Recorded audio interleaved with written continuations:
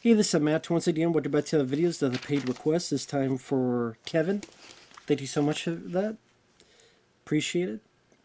And for those interested in requesting any type of videos, feel free to send it either directly to my PayPal or join my Patreon. Both links are down below in the info box. I do want to sincerely apologize to Kevin because he requested this a while ago and I thought I had it written down and it just completely left my brain cells, or the lack thereof apparently, because there's not many left in here. I just completely forgot, and it's been like I really do apologize for that, Kevin, but he was very nice about it, so I do appreciate that. But Game of Thrones Season 1, Episode 4. Now, I actually had to look back because I did not remember the other episodes, because it's been forever since I've seen an episode of this show. Because I know Game of Thrones was a very popular show. Not so much by the end of the show, but for a while it was a very popular show. People were really getting into it, praising it. And I remember thinking the first couple episodes, I just really wasn't getting into it. This just didn't seem like my cup of tea. Didn't seem much to it for me. But I'm sitting there and I'm trying to get a handle on the story so far. You have Sean Bean as Ned. He goes on a journey to talk to some people, while this other kid, Bran, sees that this other people, brother and sister, are ready to screw. They try to kill him. He falls. He's paralyzed, but he doesn't remember who tried to kill him. He can't walk. John, who's the bastard son of one of the higher-ups, people don't respect him because he's a bastard son, and he's kind of pushing to this group called the Night Watch to look, I don't say to look at the wall, but no, to this perimeter called the Wall, where these creatures could come out and they protect, keep them at bay. We haven't seen too much of the creatures yet, though.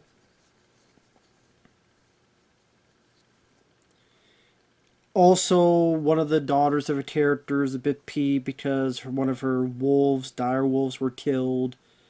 Even though it wasn't her fault. Definitely wasn't the wolf's fault. It was his other jerk-off's fault. But the jerk-off got away with it scot-free. The mom character is looking into who... Well, not sure it's the mom, but... Female character is looking into who did this to Bran. Who did this and got him paralyzed now. By this episode, we realize she thinks it's Peter Dinklage's character, Tyrion, which he was introduced in the previous episode. He has a bit more to do in this episode. Emilia Clarke, who was Sarah Connor, who was like 4 feet tall in Terminator Genesis. Mini Sarah Connor, pint-sized. Picked her up, put it in your pocket. Is that a pocket pussy then? No, but she plays someone who, I think she married Jason Momoa. Jason Mamma, and she has a brother who wants to reconquer the Seven Kingdoms. His brother's a bit of a pussy, because he slaps her in this episode, but she beats the hell out of him. He even warns him, goes, "You touch me again and I kill you." And you buy it. And yeah, I mean, I didn't buy in Terminator Genesis, but in this I buy that she would kick her brother's ass.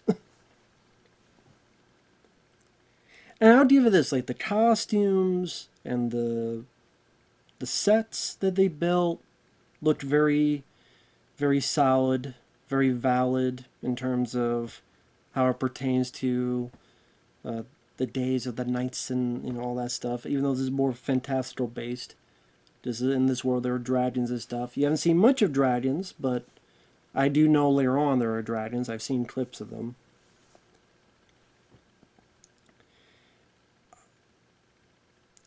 But in the first 3 episodes, I'm kind of sitting there going, man, there's not a whole lot of likable characters. Maybe that's the point.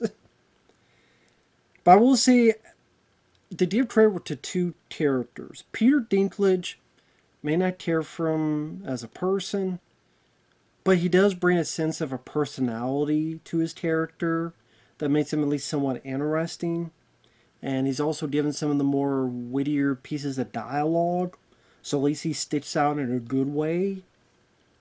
And then this other guy who plays John, at least he's someone you can root for. He's someone you get behind. You feel sorry for him because he's ostracized for doing nothing wrong. It's like he didn't do anything wrong, but he's ostracized for it.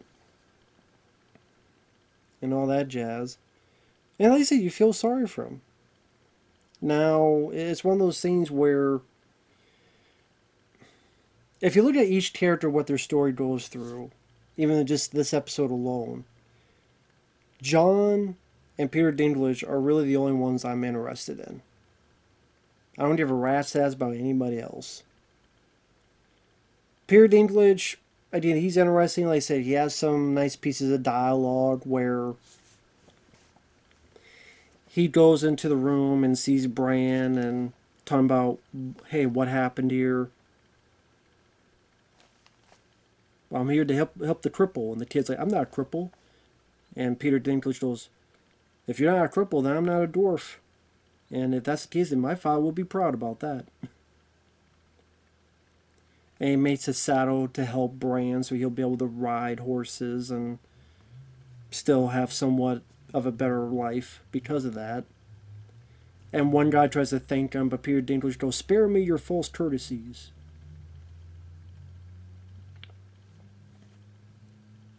I like the line he says later on where he goes, hey, I'm a constant disappointment to my father and mother, and I've learned to live with it. So, I mean, he's not in it a whole lot, but he's kind of in it at the beginning, and then at the very, very end, he's definitely a highlight. John, I mean, he's the guy who's like the most likable, because he's the one with like the heart of gold. He's been ostracized. When he's with this group, everyone's pissed at him, even though he's better than them, and he proves that. There's this awkward, overweight guy who can't fight at all. He even admits he's a coward. He admits later on that his father pushed him into this because of how much of a fraidy cat he is. He doesn't know how to fight. But John tries to help him. John tries to give him some words of encouragement. John says, you gotta fight back. You gotta do this and that. But he acts fairly kind to him.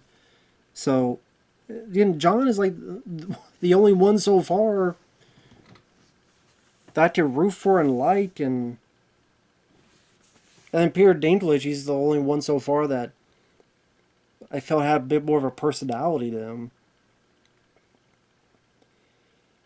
Just Emilia Clarke, I mean, it's not so much her acting, it's just her acting is fine, it's just, okay, she marries this guy, then her brother's a dick, and maybe just we haven't seen enough of her to really, for me to get a better, strong holding of her character. Because there's so many characters to kind of juggle with. Sean Bean, capable actor. He's not given a whole lot to do. Just wander around, talk in a few meetings, learn to the death of his mentor, where he looked through this book and his last words was, the seed is strong. What does that mean? It means he likes the Bukaki. I don't know. The seed is strong. You know, it's that thing when you do this and then you explode. No, okay. I've just said the seed is strong is maybe where his seed is planted in women's wombs. And those kids grow up, maybe they'd be strong. Maybe they got some milk. The type of milk, well, too much. And then he sees his blacksmith's son and realizes he was the bastard son of this guy named King Robert. And he says, if you ever want to pick up a sword, you let me know. I'm assuming sometime later on in another episode we'll see that character again. Granted, I still don't barely know anything about that character, so I'm not going to give a shit, or to probably even barely remember when it does come around. And again, the rest of it is like either these different portions. John helping the awkward guy. Him and some others steering this other guy to go easy on him. their boss, their commander, warning him about the hardships that don't come forward, how tough it's going to be out there. Emilia, she gets slapped, but then she gives her brother the third degree and threatens him. The girl whose wolf was killed, I think she's the one watching this jousting match, and during it, something breaks in splinters, and the guy gets impaled on the damn neck by one of the wood splinters. Not a bad effect. Not a bad effect there.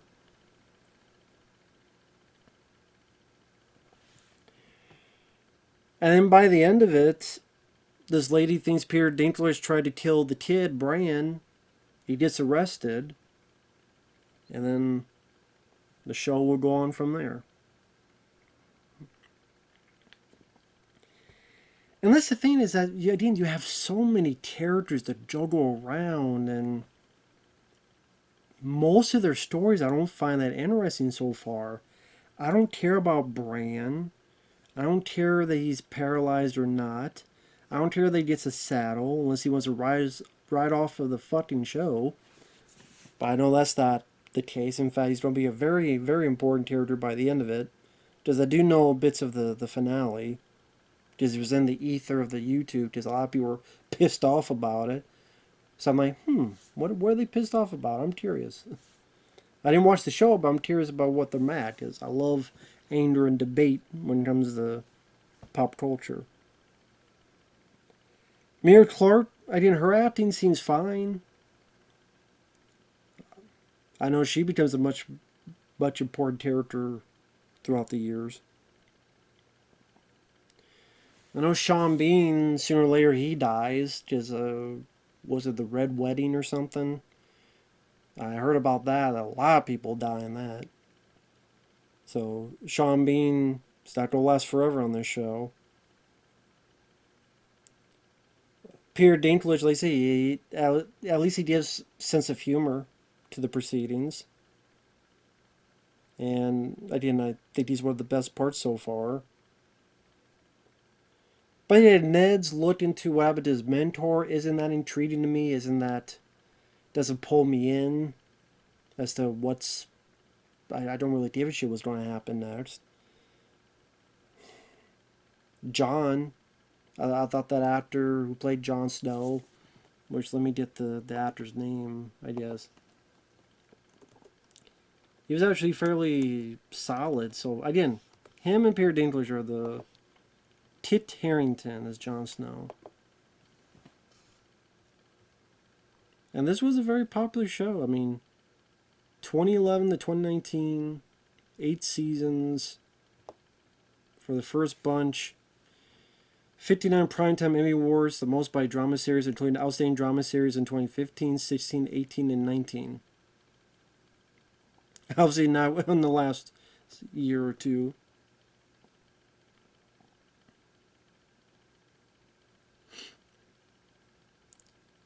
It's funny, you look at the main cast and characters, Sean Bean is nowhere to be found here because he died so early. It's Peter Dinklage, Lena Headey.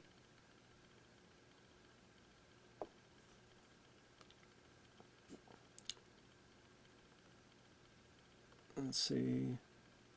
Isaac Hempstead Wright as Bran Stark. Peter Dinklage as Tyrion Lannister.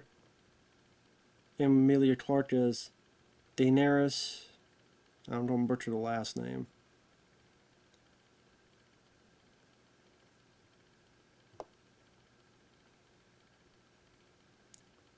I mean, I'm sure Sean Bean, got paid, a chunk of money and is glad he got the star for a little bit. But I wonder how he feels about, just how popular this show became.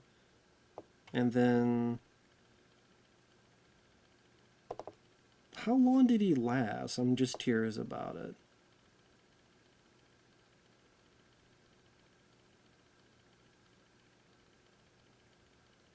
Just curious.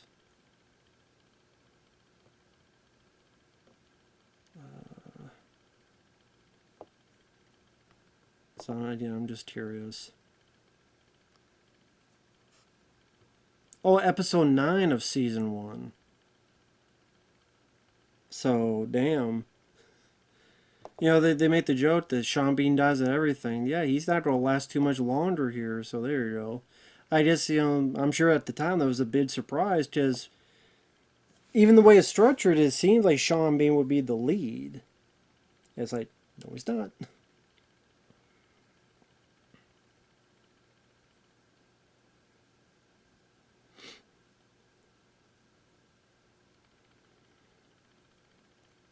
Ned Stark doesn't die in vain. It takes the Stark kids who are all too young to face these responsibilities and thrusts them into a struggle where they're forced to quickly grow as characters. It busts many cliches in his writing, but this movie is traditional hero's journey stuff. It hits to be the true protagonist of the story. Only by sacrificing the fatherly mentor figure can our heroes come into their own. Well, there you go. Guess that's one way to put it.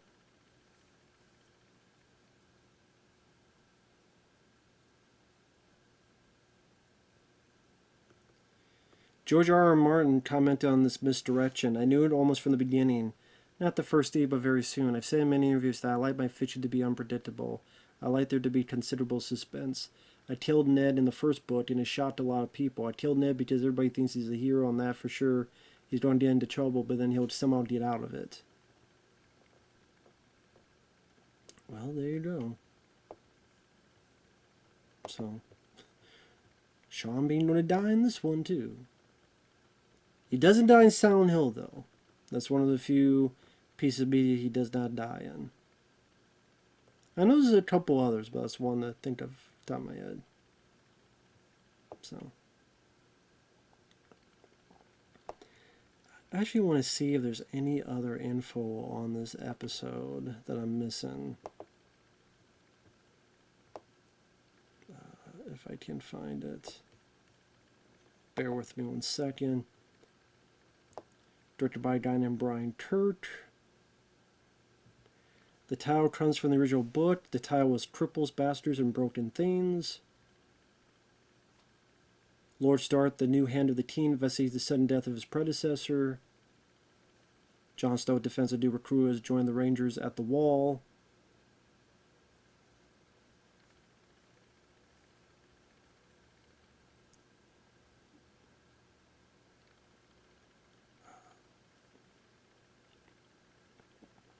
Sean Bean's wife arresting Peter Dinklage on suspicion of attempting to murder her son Bran.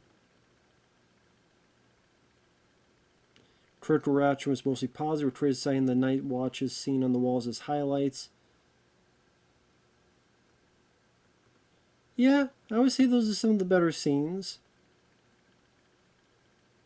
I do like when Jon Snow, like, they mess with the overweight guy, then they try to mess with Jon Snow, and he just takes him out just like that. But I think that unpredictable nature, well, I don't know if it's unpredictable. Maybe they kind of bit him on the ass at the end of the show. Because I know people assume like Jon Snow is going to come to be the hero, and then this other person, they're going to be the new team.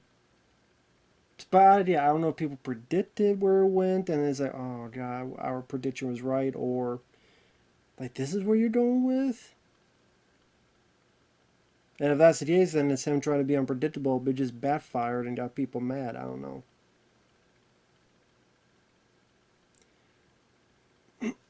It was shot at Belfast studio at the Paint Hall, including interior shots of King's Landing. It was shot on location throughout Northern Ireland.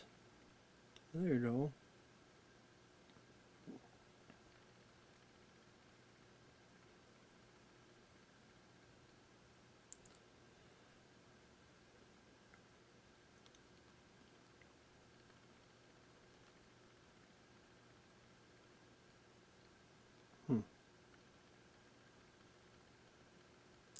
Jon Snow's time at the wall is maybe my favorite central location of those introduced early in the series. It is in large part due to the work done in this episode.